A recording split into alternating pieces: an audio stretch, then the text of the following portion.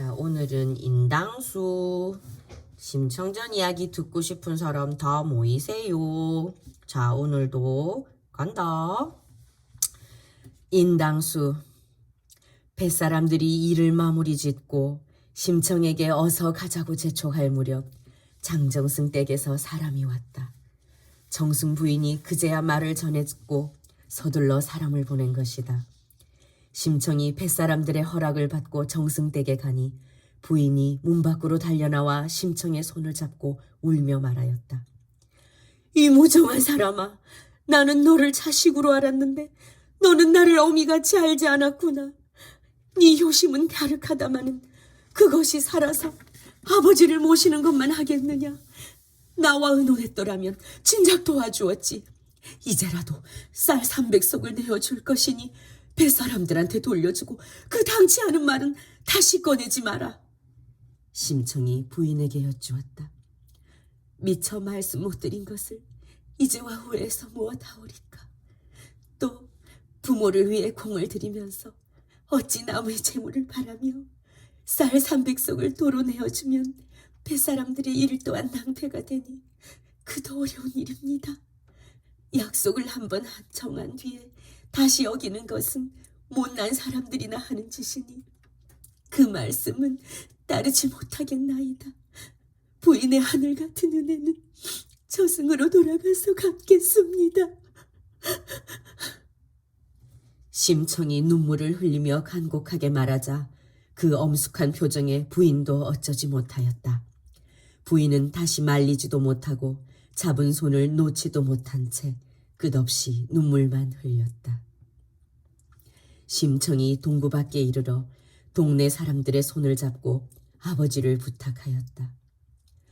여러 어르신들과 부인들께서 제 아버지를 잘 돌봐주시면 그 은혜가 백골난망이겠습니다. 심청이 발자가 기고하여 병신아비를 홀로 두고 가는 것을 괘씸다 여기지 마시고 뱃사람들이 준 쌀과 돈을 잘 늘려 불쌍한 우리 아버지를 잘 거두어 주시면 반드시 결처보은하겠습니다. 동네 사람들이 모두 나서서 그렇게 하겠노라고 눈물로 다짐하였다. 동네 처녀들은 심청의 손을 잡고 진정으로 울며 만류하였다. 가지 마라 청아, 가지 마라. 우리가 서로 나눈 정이 친형제와 다를소냐.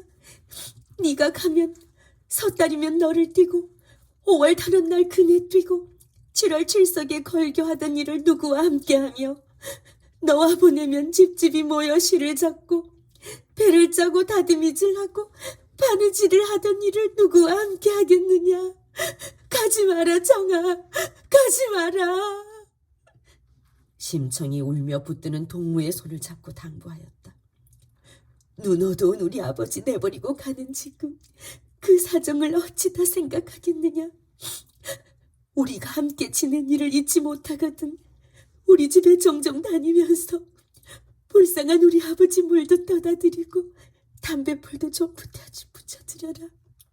부디 가끔 다니면서 혹시라도 몸 좀 누우시거든 머리밭에서 심부름도 좀 해드리면 내 죽은 혼이라도 너희들을 만나는 것과 다름없이 여기겠다. 우리 아버지를 너희 아버지 모시듯 하여주면 큰 복을 받으리라. 마침내 심청이 떠나려 하자 신봉사는 심청을 붙들고 미친 듯 더욱 통곡을 하였다.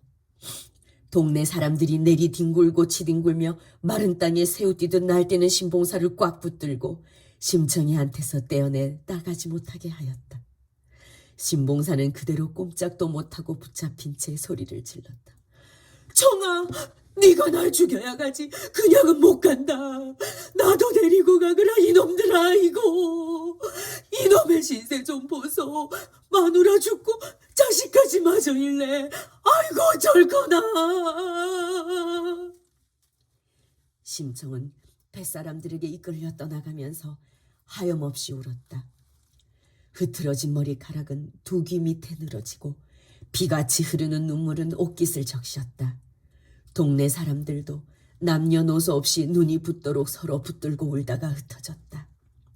그때 하늘이 아는지 밝은 해는 어디 가고 어두컴컴한 구름이 자욱하였다. 푸른 산도 얼굴을 찡그리고 강물 소리 흐느끼고 휘늘어져 곱던 꽃은 시들어 제 빛을 잃었다. 묻노라 저 꾀꼬리 누구를 이별하였기에 벗을 불러 울어대느냐. 뜻밖의 피를 토하며 우는 두견새야. 달 밝은 너른 산을 어디 두고 애끓는 풀픈 소리로 울어대느냐.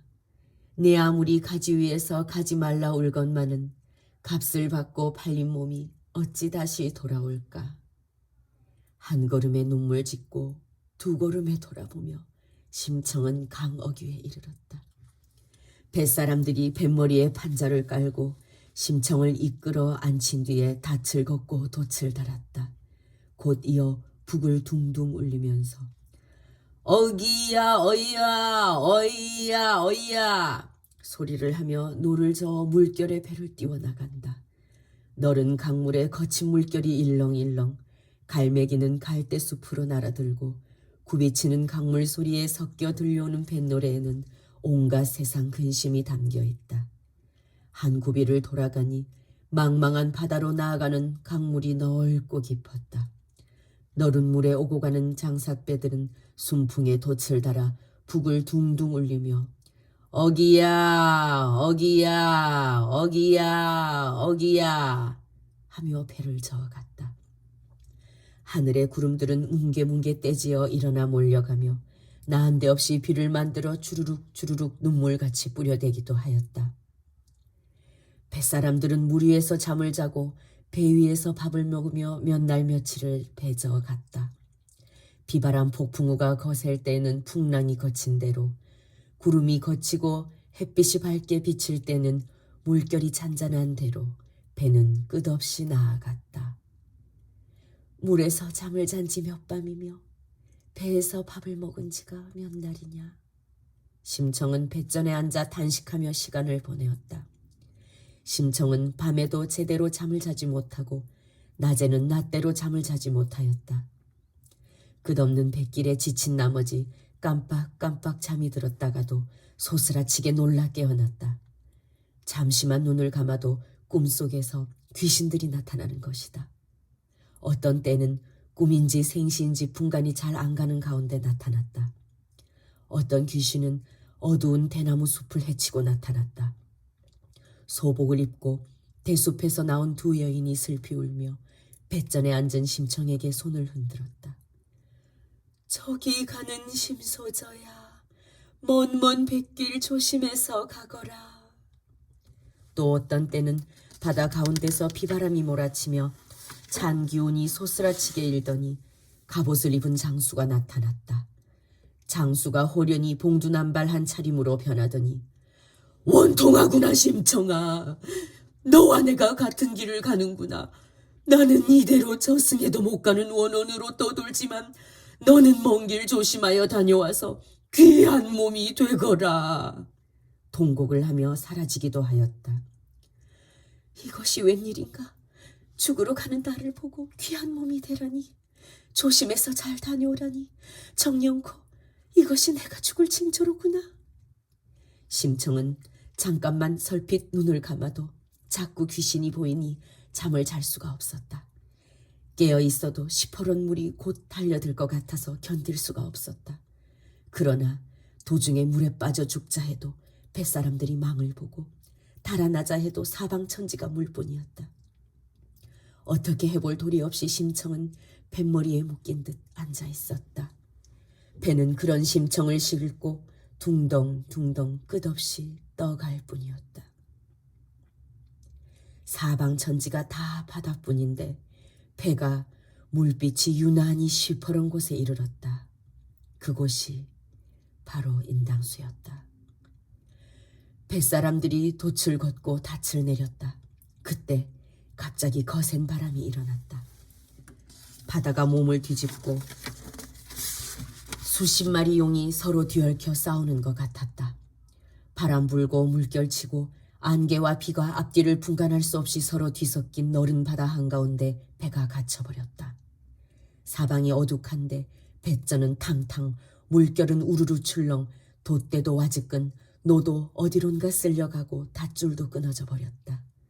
도무지 정신을 차릴 수 없게 위태로워지자 뱃사람들도 잔뜩 겁을 집어먹었다. 뱃사람들은 서둘러 고사 제물을 차렸다. 섬쌀로 밥을 짓고 동이술에 큰 소를 잡아 소다리 소머리를 통째로 올려놓고 큰 돼지를 잡아 통째로 삶아 큰 칼을 꽂아 받쳐 놓았다. 거기에 삼색 실과 오색 탕수, 갖은 고기와 과일과 식혜를 차려 놓았다. 마지막으로 뱃사람들은 심청을 목욕시켜 흰옷으로 갈아입히고 상머리에 앉혔다. 마침내 도사공이 앞으로 나서 북을 울리며 고사를 지낸다.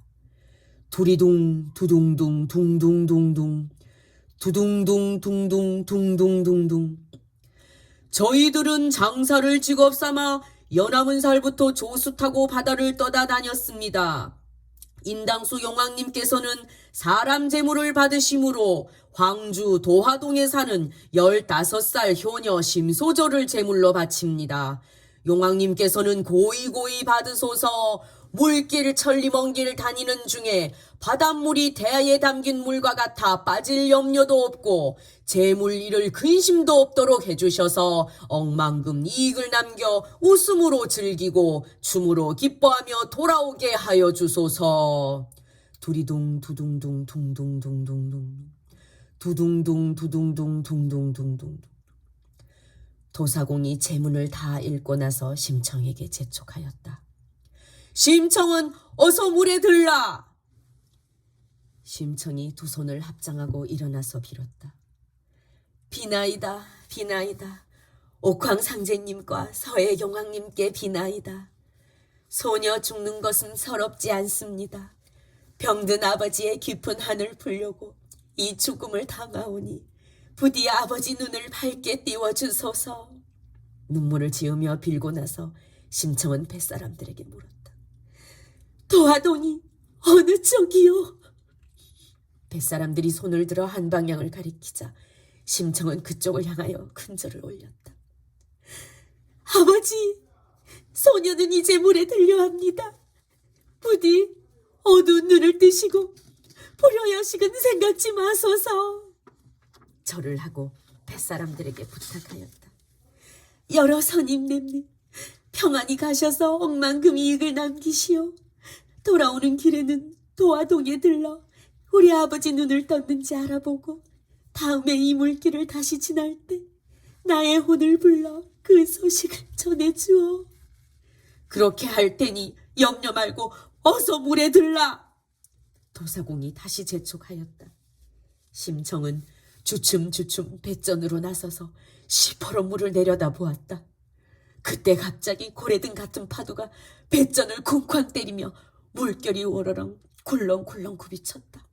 심청은 기가 질려 뒤로 털썩 주저앉아버렸다. 한참 만에 다시 정신을 수습하여 뱃전을 부여잡고 일어났지만 차마 뛰어들 수가 없었다. 심청은 치마폭을 뒤집어 쓰고 이리 비틀 저리 비틀 물러났다가 있는 힘껏 바닷속으로 몸을 던졌다. 심청이 물속에 붕덩 빠지니 흰 꽃 한 송이가 바닷속에 빠져 풍랑에 휩쓸린 것 같았다. 그러자 거짓말처럼 비바람이 잦아들며 물결이 잔잔해졌다. 검은 구름은 씻은 듯이 물러가고 맑은 하늘이 밝게 드러났다. 고사를 지낸 뒤에 날이 이렇게 개니 심소저 덕분이 아닌가. 뱃사람들은 모두 도사공의 말에 고개를 끄덕이면서도 슬픔을 이기지 못하였다. 다음부터는 이 장사도 못하겠네. 장사도 좋지만 사람을 사서 물에 넣고 어찌 뒷일이 좋겠는가. 차마 눈 뜨고는 못 볼 일을 보고 어찌 편히 살겠는가. 그때 도사공이 나서서 시리에 빠진 뱃사람들을 재촉하였다. 자자, 이제 술 한 잔씩 하고 담배 한 대씩 피우고 어서 서둘러 가세. 그리하세. 뱃사람들은 닻을 걷고 돛을 고쳐 달고 남경을 향하여 떠나갔다.